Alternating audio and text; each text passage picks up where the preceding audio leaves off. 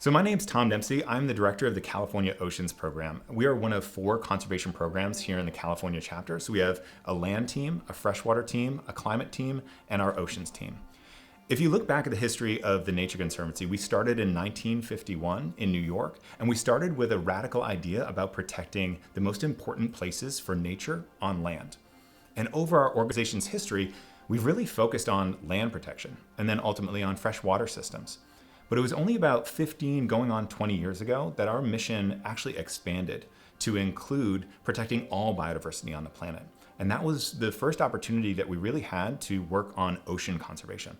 And one of the first places that work really touched down was here in California. And so our team really started to think about how we take the Nature Conservancy's science-driven, collaborative, win-win problem-solving approach into the ocean context. And we started, predictably, with a focus on protecting marine habitats. So just like we have important places on land, we have important places in the ocean. And so what we mean by that is there are many areas that are just ecologically important. They're home to thriving networks of species and communities. There's also really sensitive and important structures on the bottom of the ocean, rock formations and others that fish love and other species love and rely on. So when we first got involved, the Nature Conservancy focused on protecting habitat across California's ocean ecosystems. And one of the first major outcomes for the California chapter was our team's leadership and work in siting a globally unique network of 124 marine protected areas across the state. Those areas are protected to allow for thriving natural systems and the preservation and conservation of really important species. We also then started to work on sustainable fisheries. At that time, this is about 2007, we observed and California was experiencing a catastrophic decline in our flagship commercial fishery, the groundfish fishery. So this is a multi-gear fishery that you can see across our coasts. And it includes harvesting things like black cod, petrale sole, rockfish, a lot of the things that you see in restaurants and on the menus. And so we started to get involved because that fishery was declining. There were a number of species that were in significant decline and needed conservation. There was also a number of fishermen that were seeing kind of the constrained or the reductions in allowable harvest, and they were close to retirement. They were 60, 65. They didn't see themselves succeeding and being active through the recovery of this important fishery that their business and their communities relied on. They wanted to get out of that fishery. And yet nobody wanted to buy their permits or their boats because nobody wants to be the last one in on a collapsed fishery, which was at that time declared a federal disaster by Congress. So we stepped in and saw an opportunity to think about how we can transform that fishery and make it more sustainable, improve the outcomes for nature and for people. And so what we thought was that fishery relied on, in many ways, mobile gear, so a fishing technique that drags a net across the bottom. And that was actually being done in some places that were really sensitive and important from a habitat standpoint. So we stepped in and said, we think part of the challenge here is that we're not protecting habitat in the way that we need to for our nature outcomes or for the fishery. So we want to protect really important areas of marine habitat along the central coast. And in order to do that, we're going to leverage and partner our science with the local input of some of these commercial fishermen. We're going to actually draw the areas where we're not going to trawl anymore. We're not going to drag nets. We're going to protect those areas. So we're going to create a proposal. We're going to bring that to the Regional Fisheries Management Council. And if successful, the Nature Conservancy is going to buy out the permits and boats of the fishermen in that area that participated in that process. And that's exactly what happened. So we brought our science and we engaged local perspectives. And then we conducted this really transformational and unique transactional approach. And that resulted in 3.8 million acres of no-trawl area along the Central Coast.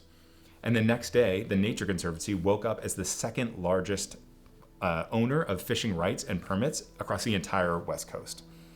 And so then, I think in a really courageous and really innovative way, they started to think about how they could put those fishing permits and those fishing quotas to work to drive conservation.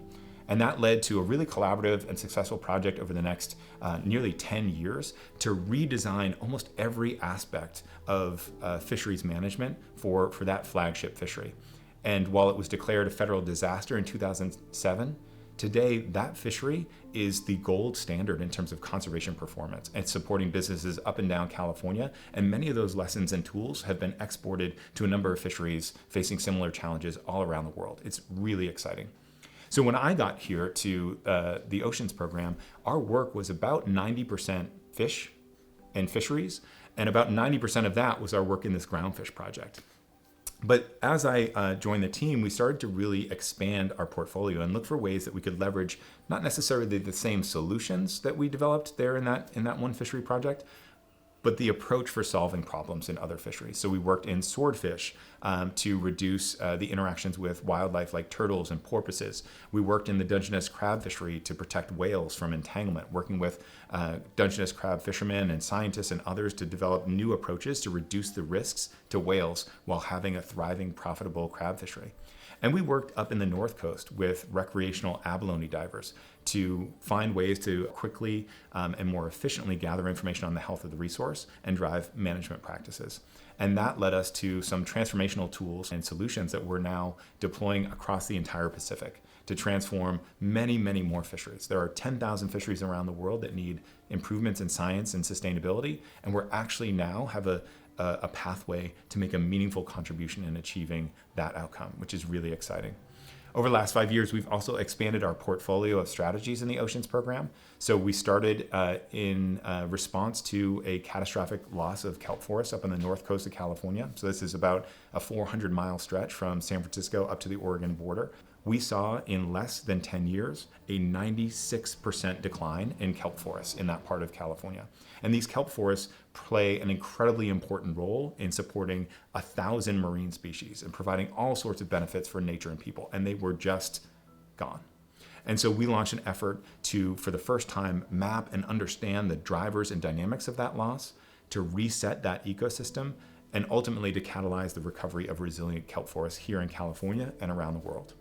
Since that time, we've expanded that portfolio to also advance really exciting restoration in California for things like native oysters and seagrasses, both of which are vitally important, support thousands of species, and yet have seen more than 9% declines. And so we're thinking about new ways, new approaches to scale the restoration of those ecosystems here in California. We're also working on really exciting approaches to scale coral restoration around the world. Our team also a number of years ago launched an effort to address the plastic pollution crisis. A lot of people are aware of that, increasingly so. It is complex, it is global in nature, and we step forward to think, what can the Nature Conservancy of California do to help shape a better future and address this problem in a meaningful way? And so we look to transform California into a hub of comprehensive, progressive, successful plastic policy. So about 2 years ago, we passed the most ambitious single-use plastic legislation anywhere in the country. And right now, our team is at the UN driving the conversation around the first ever binding plastics treaty at the UN, pulling the lessons and approaches that were successful here in California to that global agreement, which is really exciting in terms of its impact. And finally, we launched an island resilience strategy a few years ago. Island and ocean ecosystems are obviously deeply connected. And so we can't really think about the conservation of ocean ecosystems without also understanding the threats to and need for conservation in island ecosystems. And the Nature Conservancy has a great history of advancing really cutting edge work to recover impacted island ecosystems that have been impacted by climate or invasive species or human development or other threats. So it's a really exciting body of work pushing the forward edge of how we can scale solutions to each of those challenges across California and also across the Pacific and around the world. So our team works on global challenges, some of which, like kelp forest restoration or fisheries, touch down here in California in really important ways. We also look for opportunities to address global challenges where we think that we have something unique to contribute, where we can move the needle maybe in ways that others can't on things like coral restoration.